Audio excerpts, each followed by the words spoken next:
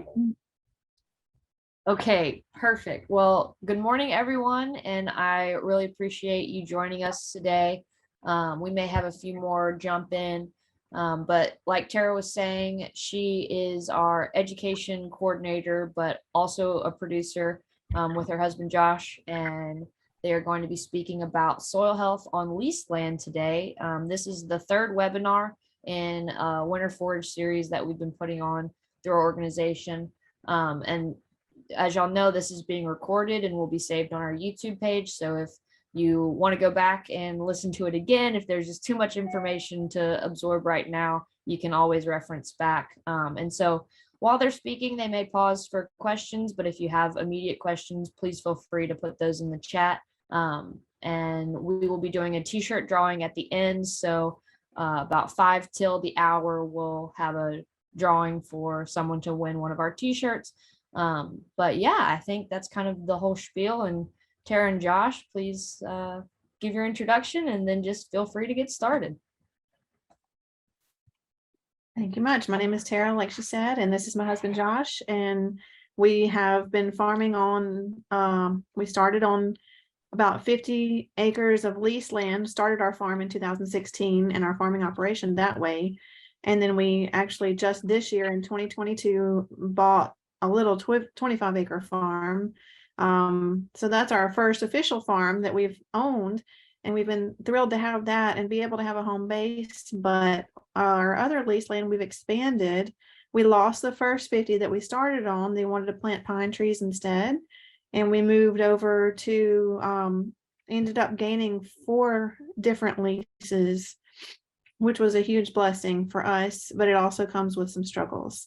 So Josh, you're up.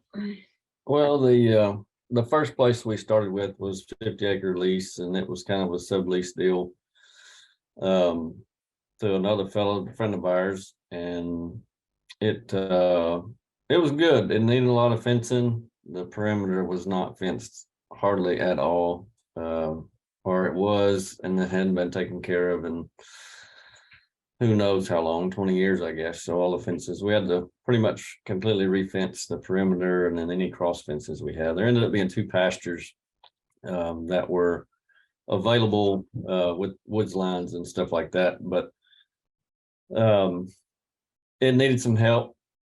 It had been traditionally, conventionally grazed and or planted for most of who knows how long. 20, 30, 40, 50 years. And we kind of came about the soil health and rotational grazing and how that develops good ground by way of necessity.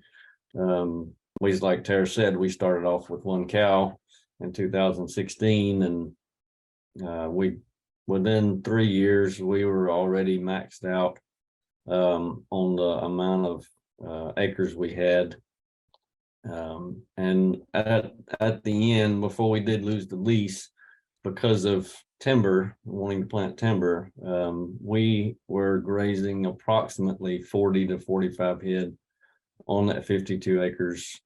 We had it broke up in, I think, 12 or 13 different pastures with 1 water source. So that was a difficult one to deal with, but like I said, it was out of necessity, and it kind of got us a lot of learning experience on a small scale to get to where we are. That particular landlord didn't come out a whole lot. He wasn't very worried about that place, so to speak. You know, they want it to be kept up, but they're not out there every day looking at it. So, you know, landlords are different. Everyone's different. And, you know, now we've gone from having 1 landlord to now we have 4. And so it's really that, and they're all different. And so it's really hard to say what works for one landlord is going to work for all of them. It's not the case at all. Now, I say all of our landlords, most of our landlords are really great, and they're on board with a lot of what we want to do. However, there are problems in doing what we want to do compared to what they want the place to look like, you know.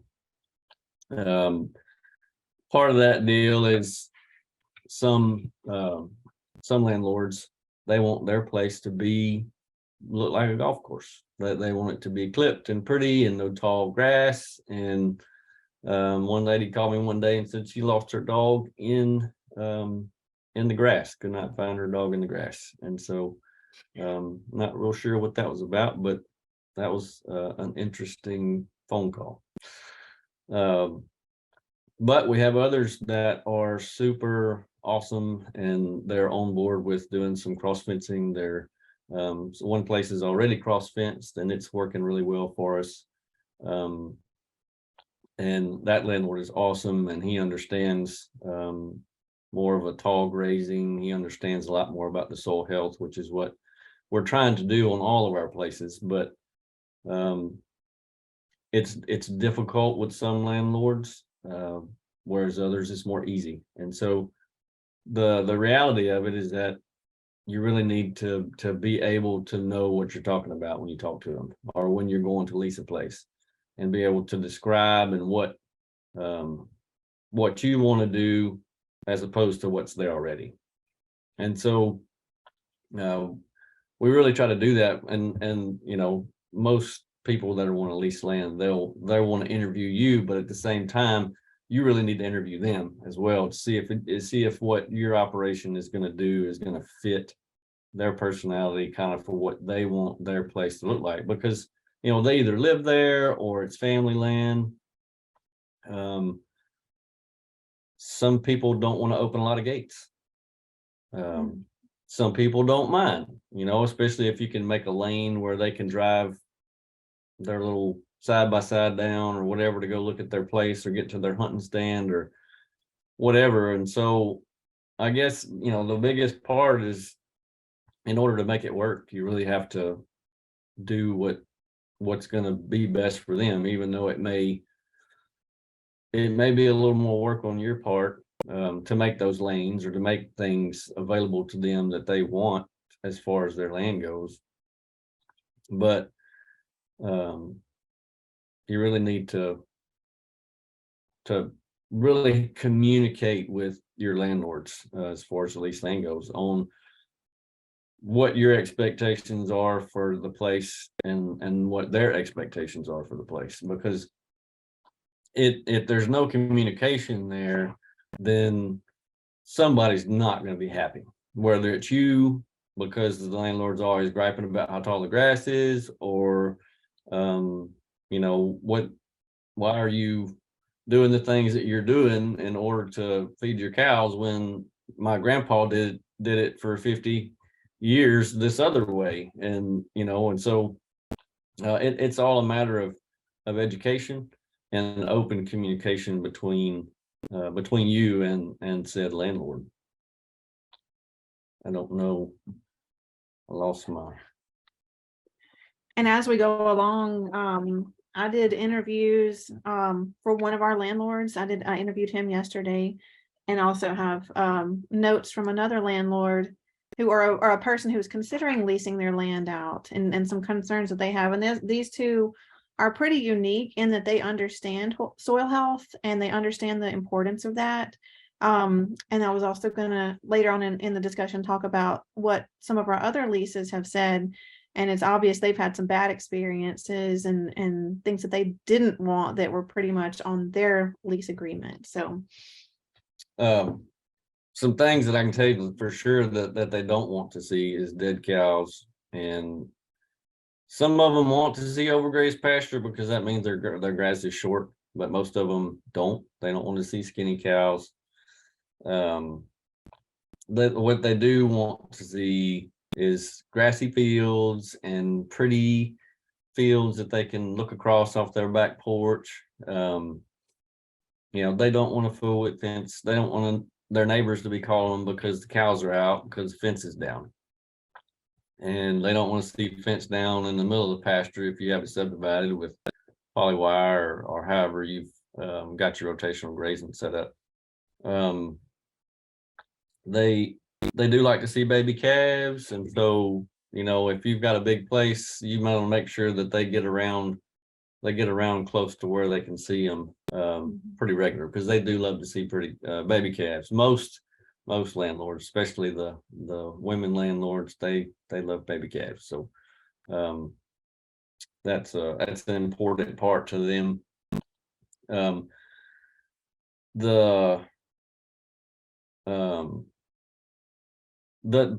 We've had good luck with two of our landlords that really like to be involved in some way, shape, or form. Whether it's some discussions about how to operate, how to move the cows. One in particular that Tara interviewed was really part of the cattle operation before we acquired it. And so he's a wealth of knowledge on what worked and what didn't work in the last 15 years, I think, is how long they ran cows out there. He did anyway. So the other one is super awesome about just coming and giving a hand. I was working on my planter the other day, and I didn't even call him. Like, he just walked out there and was like, "Hey, can I give you a hand?" Yes, you can. Yes, you can. So it's and this guy also he helps us work cows. When it's time to work cows, he's out there with us, poking and prodding and moving cows down the chute or just whatever. In fact, I think he branded one of my calves one time when we worked, and so he was all excited about that.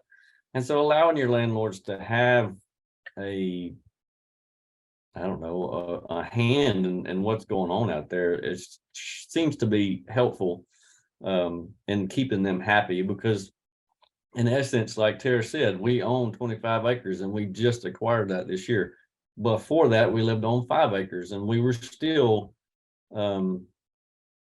farming about 500. And so with that being said, we can't do what we do. We can't make our living off of these cows if our landlords aren't happy. And so, of course, our goal is to build soil health in every place we do it. How quickly depends on the landlord. I mean, there's all kinds of things that you can do in order to build soil health, but the landlord's going to determine how fast you can do that, because on one, it's going to allow you to let grass grow a little taller, let things go a little bit out of hand as far as the height of the grass and the way you move. Of course, that's going to build your soil health faster, being able to put that intense grazing on it and then move them. The fields don't always look like a manicured lawn like some of them want. And so the others, you're just going to have to try to keep them to a minimum, try to move your cows to where you're still moving them, still being able to rotate, but also going behind them and maybe clip after you move them out of a pasture, just to keep that. And what I do, I just raise my bush hog all the way up, so it's tall and it still does what I need it to do, but it's nice and neat over the top. So you have a pretty looking, it looks pretty across there, but it's still tall, it's still holding moisture, it's still doing what I want it to do, but it's also making a landlord happy. And so finding those, I forget the word I'm looking for, compromises on doing things for you, but also for them. And sometimes it costs a little bit more. Like, when you go out there and clip more than you think you ought to or want to, it's going to cost you a little bit in diesel fuel and time, tractor maintenance, bush hog maintenance, stuff like that. But if you want to keep cows in the place, it's in your best interest to make the landlord happy. And that's kind of what it all boils down to, is figuring out what's going to make them happy and what's not.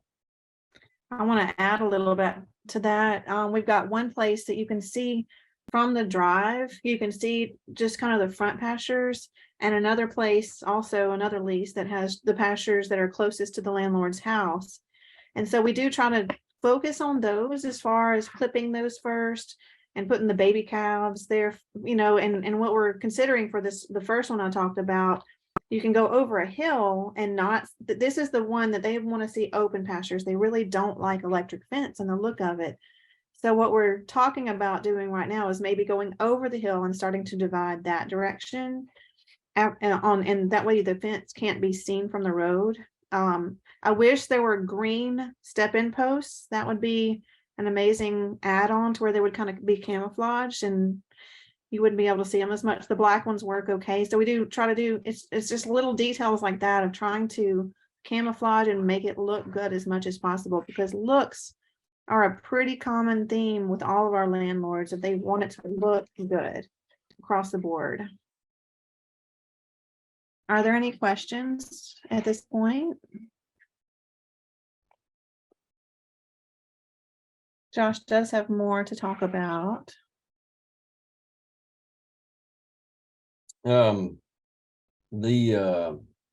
As far as like building the soil health, other than, well, I guess through fertilizers and lime,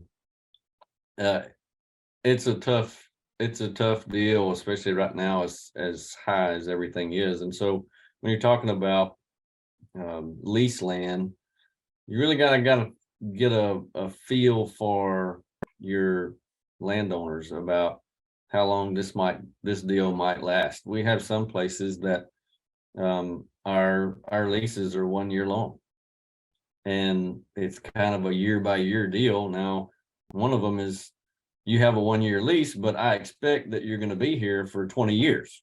And so, as long as everything's good to go. Now, one place we do have a 5-year lease, and that's pretty cool. And so with those longer leases, you can put down some lime to help get things started, because like one place was severely overgrazed for many years before we got it. And so without doing a whole lot and spending a tremendous amount of money, we're trying to do things slow and do things cost effective. And so we haven't put down lime or fertilized very much. Mostly because of the cost. It's just so costly to do any of that right now.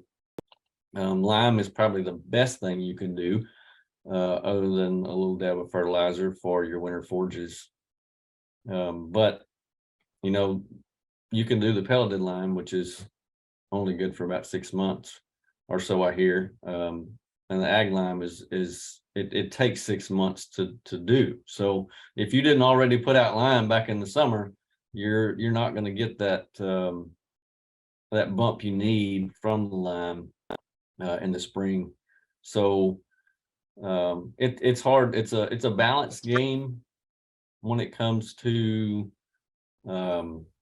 fertilizing and doing lime or whatever kind of inputs you're going to add, especially on a lease ground, unless you have a long lease. If you have a long lease and you're going to do it and you have a good relationship with your landlord, then the first thing you could do would be lime it. But there again, is it worth it? I don't know. You have to make that call on what your ground looks like, or how much time and effort you can put into a place, fencing it, cross fencing it, putting up poly wire to move things around so that you can build your soil health with your cows rather than with artificial inputs.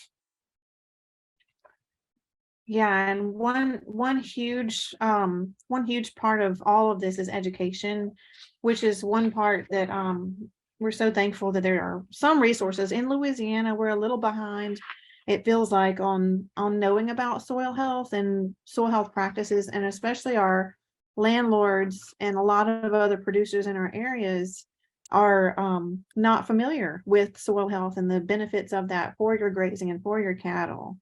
And so I interviewed our nice farm that's already subdivided. This guy was the operator for 15 years before we acquired the lease and the cattle and bought the cattle from him. So whenever I interviewed him, he said, he kind of had a turning point whenever he was learning about whenever he had land bare, he was considering either letting somebody do hay on it or putting some cattle on it, and he was really torn between the two. And then somebody had a talk with him about soil health and how if you have animal input, you're going to be adding to your soil versus hay is going to take nutrients from your soil every single year, and it's not going to add to your land and add to your value. He said that it puts an awful lot of value in your land to graze it well, and he knows that now. So he said he's gotten over the desire for short grass necessarily, and he's a much more on board with the tall grazing. Although we are trying to kind of narrow up and do a little bit tighter grazing to try to shorten the pastures just a little bit. That grass is really, really tall most of the time, and with some weeds in there. So he understands the concept that we can tighten the grazing and tackle weeds in that manner. So that's one thing he is familiar with. So this guy's super familiar. He said that he saw a demonstration one time whenever you have the different sod samples and the water pours through and the water infiltration. I'm sure most of you guys have probably seen that demonstration somewhere. And he said that was kind of a game changer to be able to visually see that and see what the soil can do whenever it's grazed well and rotated and not tilled and all that good stuff. And he said that whenever he and this other guy were operating on that farm, that the calves of same genetics like sisters, the calves were 10% heavier coming off of that place after the soil health had built up. So we were extremely fortunate to get this lease. We're like I said, we feel very blessed to have that place that's already subdivided and able to be grazed in that manner and benefit from that soil health. He and his family love to hunt on that place. And in the past, we've had some difficulties with hunters and the relationship with hunters, because if a landlord separately leases to hunters and separately leases to us, and we have no way to communicate between the two, well, obviously, we're the type that we rotate either daily or every other day or every 3 days, depending on where we're at in our system. So we're out there a lot. So depending on the place, that can really mess up hunting with a human presence all the time. This guy, however, this place that's already subdivided has plenty of room. Even though we're rotating daily, the deer have gotten used to seeing someone out there. The deer don't freak out when we go out there. And he has a lot of wildlife out there, a lot of big deer that are benefiting from our healthy grasses. And so they're seeing some huge benefits to their family because of that. The other landlord's lease, in contrast, there's another landlord that it was a place that he's had several different people he leased to along the years, and he's had some really bad experiences. So his lease pretty much said you must spray the fence lines, you must clip the pastures twice a year. He just didn't want to see tallow trees growing up in his pastures. He wanted it to look like and stay looking like his grandpa had it whenever it was a cow pasture. And you can see where fence lines used to be and the tree lines where it was divided and his grandpa would rotate through, but all those fences have been taken out or are completely gone. And there's old electric fence kind of strewn all over the place. So that place has not been cared for a long time in as far as soil health. And so that's been a financial challenge for us to come in and try to fix problems that have been done before us by other land managers and farmers. So it's not it's just a risk we have to take sometimes to get a lease. And we think, and what we saw in our first pasture is it took 3 or 4 years. And that's what Lisa said last week in our soil health webinar, is that it took 3, 4, 5 years to really see the benefits come across. So if this was a 1 year at a time lease, we would be hesitant to put anything into this property.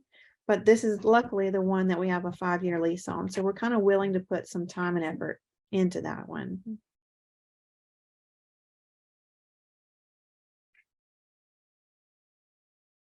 Does anybody have any questions about anything we've covered or said, or? There is a question in the chat. I don't know if y'all saw it.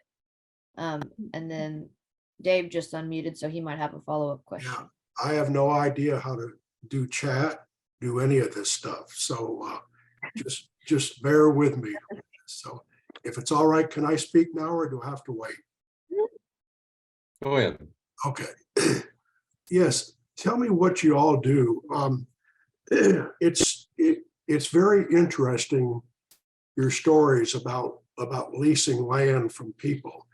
And have you ran into the folks that are people from, let's just call it the city, but they've acquired land or it's been given to them from their grandfather or something like that, or they farmed it, whatever.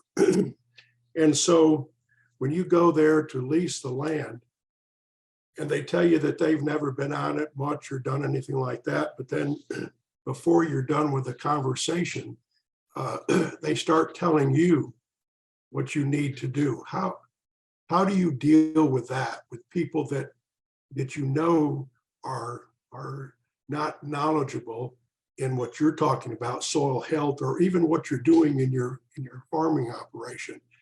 How do you communicate that deal when all of a sudden they ask a question, what are you going to do? And you start telling them, and the next thing they're telling you all about your cattle business. Well, Mr. Dave, that depends on whether or not you want to keep the lease, to be real honest. There's lots of different ways you can handle it. Of course, you can tell them they're crazy and they can go on about their day and you'll probably lose that lease and have to move cattle. But probably the best way to do it is to just nod your head and smile. Yes, sir. I understand that. I'll look into that. I'll do that. Let's see if we can work something out. You know, it depends on how, I said earlier about how involved the landlords want to be. And you may find some that want to be more involved than you want them to be. And so, like I said, you need to be able to, when you go to lease the land, you need to do an interview your own self to see if your program is going to fit what they want, or if you can change your program to work for you and them. So being able to handle someone like that it can be tricky.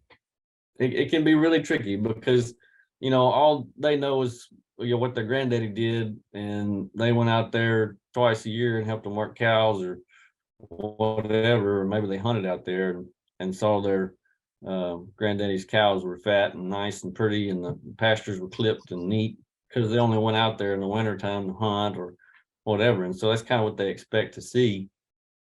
And so you got to kind of, it goes back to the education part. Mm-hmm. I mean, you really need to be able to educate them on how your operation works. And like I said, that really needs to be done kind of really from the get-go. Kind of describe how you operate, as well as kind of what you expect. So the communication there is super important from the beginning. Like I said, the interviewing process, that they're not just interviewing you to see if you're going to work for them, you're interviewing them to see if they're going to work for you. So does that answer your question? Yes, it does. And and right along with that, the perception, if you will, what you're trying to do in your operation is you believe in soil health, and you know that at the end of the day, this is going to keep you in business. However, you both know that it can't happen in a year. And so that then it becomes, as you both said, it's kind of, well, what do we do now? How much do we put into it? We only got this for a year.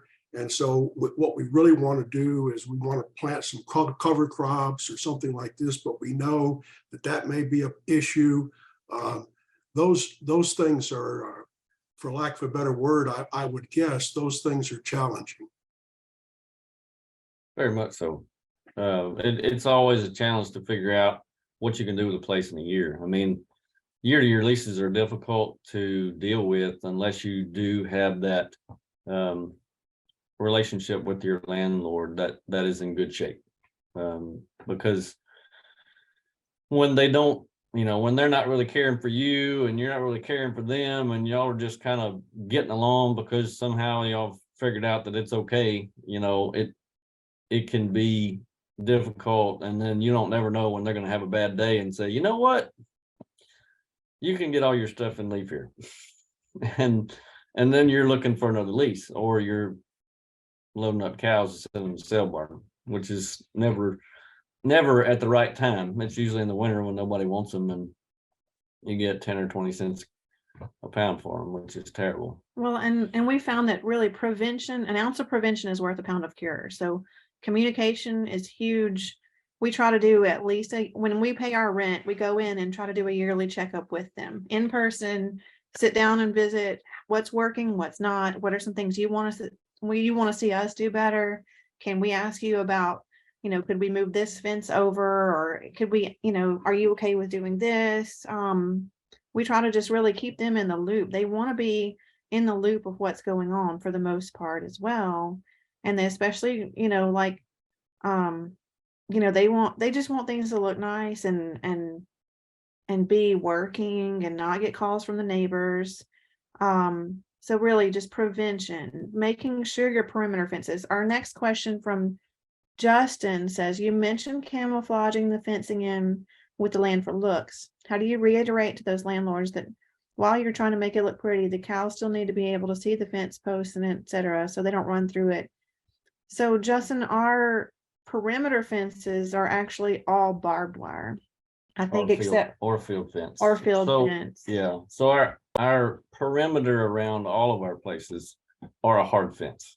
Yeah. They're not, we don't use poly wire, any kind of electric wire. Well, one place has electric wire, but those cattle are pretty broke. All the other places all have a hard wire fence, meaning barbed wire, net wire.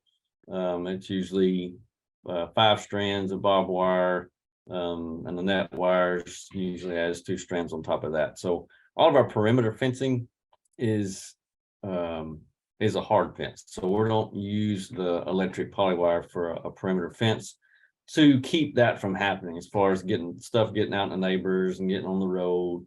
Because I don't care what you do or how well you do it. Something gets behind a cow, coyote, dog, whatever, they're going to run through a poly wire fence way faster than they would a net wire or a barbed wire. So it's more of a nuisance thing for our interior, for your ability to rotate. And so, usually when they figure out where a fence is, even when it's dark outside, they won't touch it. So that's just part of, what we do. Well, and one factor in that actually I'd say all of our landlords have been pretty inspired on the fact of is that we have culled every single high-headed hot cow out of our herd. We have a 0 tolerance for hot-headed cattle anymore. And one of our landlords had mentioned that was one of his questions whenever he was interviewing us is, are your cattle going to run through my pastures and my fences? And he was very irritated that whenever it was time to round up the cattle every spring and fall, his fences got torn up by the cattle, and then they brought dogs, and it upset his wife because the dogs were circling the cattle. And almost all of our landlords really, really like that we have gentle cattle. So even that one cow that, it always has the biggest calf every year, get rid of it. If you're on lease land and you can't afford that landlord calling you in the middle of the night mad, I mean, you're choosing your battles here. Yes, you might get a big calf from that one cow, but if she's the troublemaker that causes you to lose a lease, it's not worth it. And so gentle cattle have been a really big pull in our operation for landlords to be interested in us. And they've told us horror stories from previous leasers. Is that right? I don't know what word that is supposed to be. Leases. I don't know.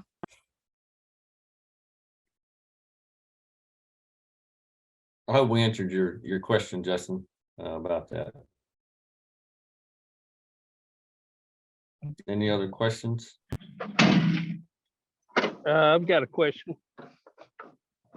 Can you hear me? Yes, Yeah, sir. Okay, 250 acres, the perimeter fences are all barbed wire. Some of them are pretty old, been here a number of years. We keep it up. Interior fencing, we've got pastures broken up by old tree lines, old fence lines, ditches, whatever. Probably 10 to 12 pastures that we've got set up with fiberglass sucker rod with some places 2 wires, some 3 electric wire. And then off of that, we make our paddocks for daily moves.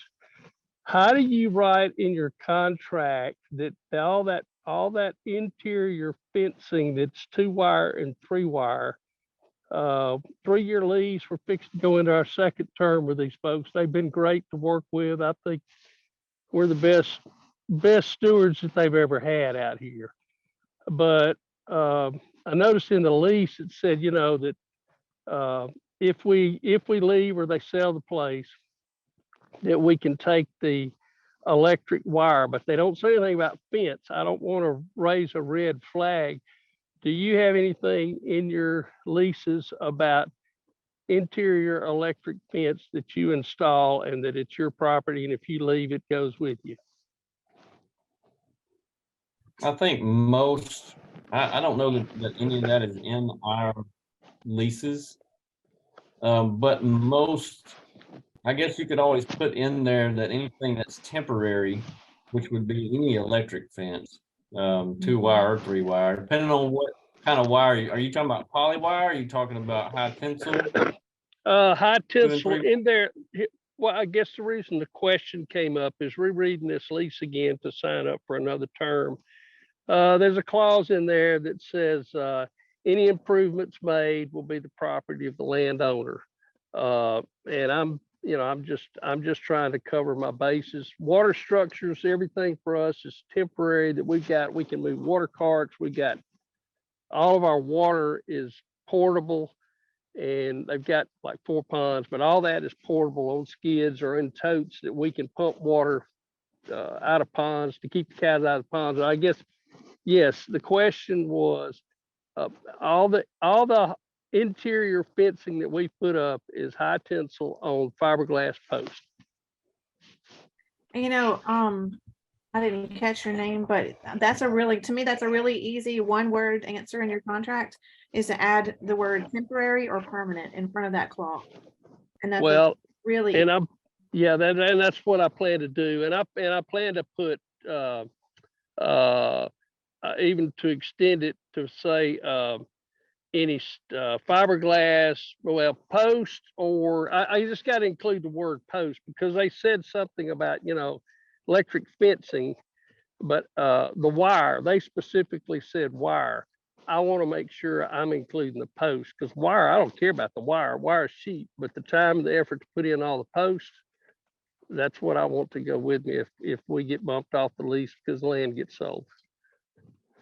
yeah, that makes sense. And if it's, and again, choosing your battles, you know, if this is a great relationship, it may just, I hate to throw a piece of legal paper in front of somebody and say, sign this. This is what we need, you know, and I don't get the feeling that that's what you're doing, but it's really kind of choosing your battles, right? This, as of now, we have not been able to write any of our leases. We got in a bind. We really thought we were going to have to sell out whenever that 50 acres that we first had was going to be sold. So anyone who offered us a lease, most of them already had their own leases. They handed it to us and we signed it. Absolutely, whatever you want. So I think now that we have kind of some security in 4 different leases, we can start talking about written terms. We have one landlord that used to do a written lease. She said, well, I've just never done that before. And that's, you know what, if that's what she wants, timing of lease is the only risk there. Like, that's something that we've run into whenever we lost leases is the timing.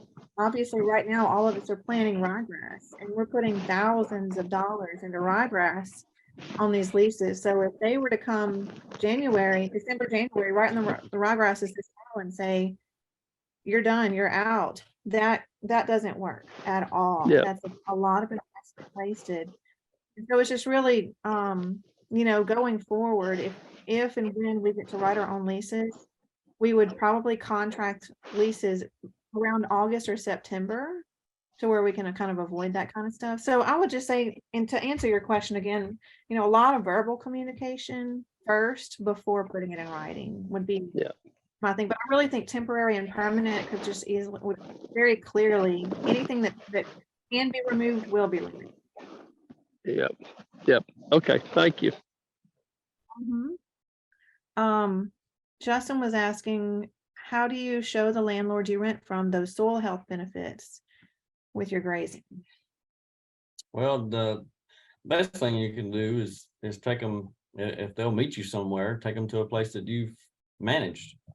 As far as if you already have a lease prior to them, that you can show, hey, this is what the kind of stuff I do look like. You know, this is how I improve this place. You know, and if you have pictures, most people that do this kind of deal will take pictures of what a place looks like before and 4 years later, or whatever. And so being able to have those available to say, hey, look, this is how much better this place is as far as growing grass as it was 4 years ago when I first started on it, 3 years ago.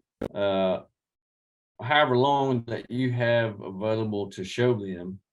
So pictures are worth 1,000 words, you know, so being able to show that and showing that there's not hay string and black tubs all over the pasture. Yeah. Most people can't stand that either. So yeah, the soil health part has been a big challenge overall, and we're not far enough into it to really know all the answers on that part of it. We know what needs to happen, but getting there is a hard part. We are going to be reaching out to NRCS for the one that we have the 5-year lease on. And our 5th webinar is going to be about NRCS equip program and what all is available. So we've discussed with our landlord the NRCS programs and plan to implement a lot of that at this one lease, especially because it really needs it. as far as the soil tests go, we have not, we don't do a whole lot of soil tests, mainly because LSU's backed up like crazy right now. And so that's not the whole reason, but it's we don't do soil tests. We just kind of look and see and watch a place grow. You know, that's kind of our soil test, what we started with and what we're able to do now. And we've never had anybody ask for data as far as, you know, kind of what we've done. Most of the things that they want to see as far as landlord goes is on the top side. You know, they don't, some of them care about what's going on underneath, but what they're worried about is what their pastures look like, for the most part. And the one guy that is really into the soil health stuff, he knows. I mean, he already knows what to look for in the dung beetles, in the different grasses that are growing, and that it's not all Bahia grass or it's not all Dallas grass. It's a conglomerate of a lot of things. So you have a polyculture system rather than a monoculture. So he knows what to look for, and he would probably be the only one that would ever want a soil test. But even that, like, I don't know that he's worried about it. So no soil tests have been asked for from any of our landlords. Just pretty much the top side can tell you what the bottom side's doing for the most part, unless you're just throwing a lot of fertilizer and lime on it. Now, I did interview another person that was talking about leasing some new land. They just bought a farm. And I didn't interview, but she sent me her notes of things that they're looking into, and they're very well versed at soil health. Let me see if I can pull up her notes. They were very concerned about trash. That's a big thing for them.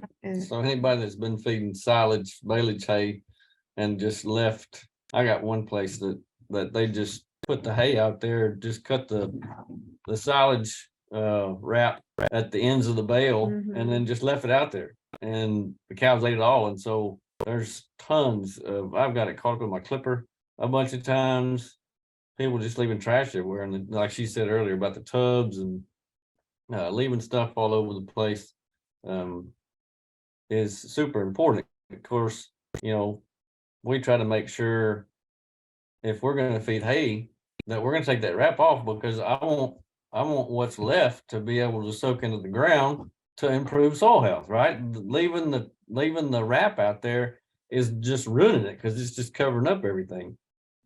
And so trash is a big deal. You know, keeping the trash picked up, and you know, not leaving tubs out if that's what you use or whatever. That's gonna always help your landlord appreciate you, especially if they've had bad experiences with those before. One thing that this person that's considering leasing mentioned was ponds being fenced off. Josh, can you tell us a little bit about our ponds situation and water source situations that we've gotten into? We've got one pond that is on this one place that, of course, it was overgrazed for a bunch of years. And it's our longest lease, but the ponds are in terrible shape. Our water on that place is our biggest limiting factor. Like, we can't graze the way we want to graze because we don't have water in the right places. And it would cost an arm and a leg to fix ponds. It's going to cost an arm and a leg to put a well in and put water pipe down. And so we're just trying to do the best we can right now until we can make something happen. But the silting in on the ponds, you know, we fenced off one pond that was in terrible. I mean, you couldn't put your finger in there and see your tip. It was orange. It was in really bad shape. From the cattle previously on the last. Getting in on it and getting in it and trotting around. I think it took 6 months after we fenced it off for it to clear up. And it finally cleared up. And then I had a water system fixed up and it didn't work like I thought it was going to. So I'm working on a different water system to gravity feed out of that pond into a trough on the backside of the levee. That way we can keep the pond fixed off. The only other thing with that is when you start fencing ponds off, you've got to realize that if you start letting junk grow on the inside of that fence and don't keep it clipped and or eaten down, then you're going to end up with trees on the backside of your levees and you're going to end up with a leaky pond. And then you're going to end up with no pond. It's just going to be a hole in the ground. So, and that's what a lot of the other ponds on that place have happened to. They've left the pond levees grow over with trees on the outside the pond levee, and then it just leaks, and then now it's a big hole. And so now you have a glorified mud hole instead of a pond that's useful for drinking. Yeah, and then whose problem is that? Is that our problem, their problem? Who's responsible for spending $15,000 to fix a pond? You know, is that about the right amount that it would probably cost to fix? Well, it would be probably $15,000 to fix all the ponds on the place, but you're talking probably $2,000 or $3,000 per pond to fix the pond to where it was usable for you. And you know, it's a hard thing to do. You know, who bites off that? You know, when that's not even half of what you're spending on lease. You know, the landlord's not going to want to do that. And I can't afford to do it with the price of cattle and the price of inputs. So yeah, if we had to do it again, fencing off ponds and creating a drinking zone or using troughs would be a much better approach to that. And NRCS has programs to help set that up for lease land also. With it just has to be, you know, you have to follow their rules with NRCS. Any other questions? I'll speak to the water if you'd like me. We did not use NRCS funds. We didn't want to be told how to do it. we went around all of our ponds. There's 4 because the cattle were starting to erode the banks down so bad, and we just wanted to keep the cattle out. We didn't want them to drink what they were lounging in. And we've taken little 12-volt bilge pumps, put the battery in a plastic case with small solar panels. If we put the water tank on a wooden skid we built out of 2x4s, 2x6s, we can pull it from pond to pond. We've actually got 2 now so that we can move ahead of ourselves, kind of leapfrog. And where possible, we can put that tank up on top of the pond dam, and we can drain down through the field. We've got one area that we go 1,200 feet through black poly pipe across a creek, and we've got 3 water points along the way.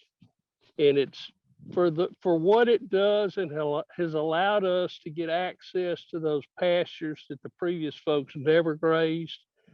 The expense is pretty minimal. Wow. And what's your name? Who says? My name's Rickson Simmons. And I'll be Rickson, glad. okay. I'll be glad to share any pictures with anybody that wants.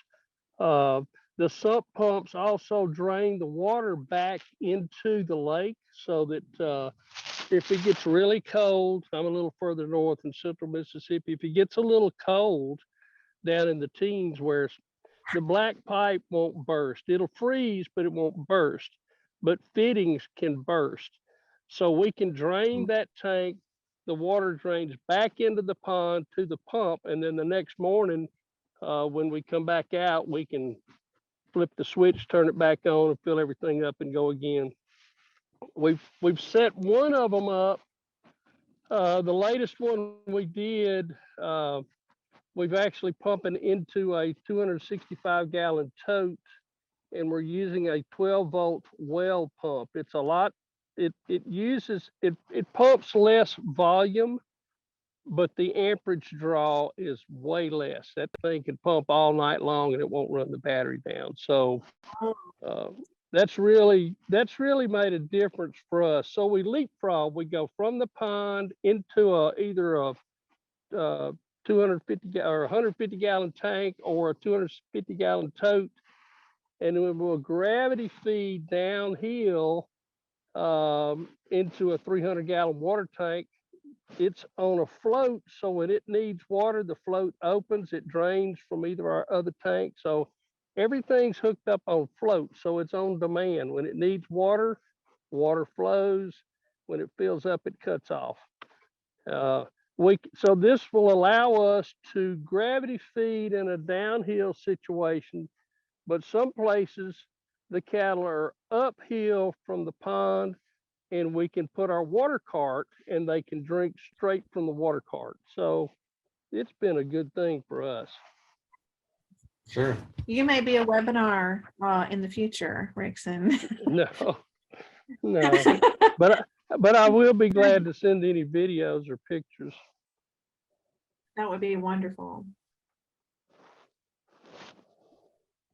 Well, Supposed to be we're coming up close to the hour. So Tara's got our t-shirt she's showing y'all. Bethany is gonna share her screen. Let me first let her do that.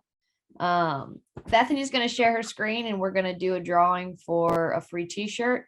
And then whoever gets selected, I'll direct message you and ask for your size and address. And then everyone can leave at 12, but if you want to continue to ask questions, we've got some time left. But if you have to get off at the hour, we just want to respect everybody's time. Okay, I'm gonna spin it. Perfect.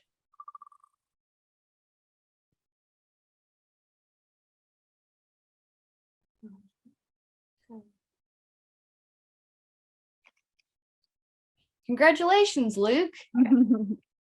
So Luke is actually our representing our partner on this project, National Wildlife Federation. This whole webinar series has been funded through a grant we have through the National Wildlife Federation, and Wayne's been on the calls for the last couple of them. But Luke, we're excited to have you today, and I'll be needing your address. So if anyone has any other questions, please feel free to chime in.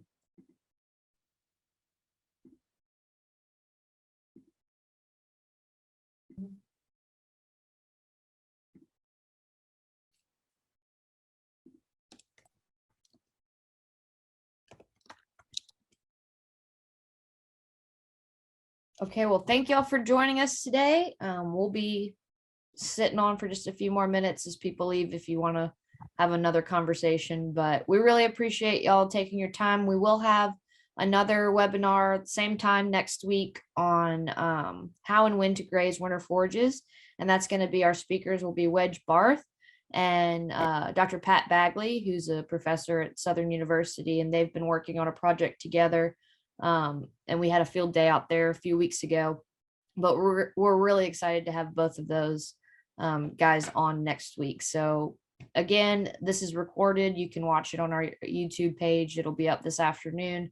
And if you have anyone you like to send it to, please do. And then also be on the lookout for our follow-up survey. If you could fill that out when you get the email after this, that would be a huge help for understanding what we can do to best serve y'all, who our audience is, and where we would like to see these webinars go in the future. So thank you again for joining us today, and we hope to see you next week.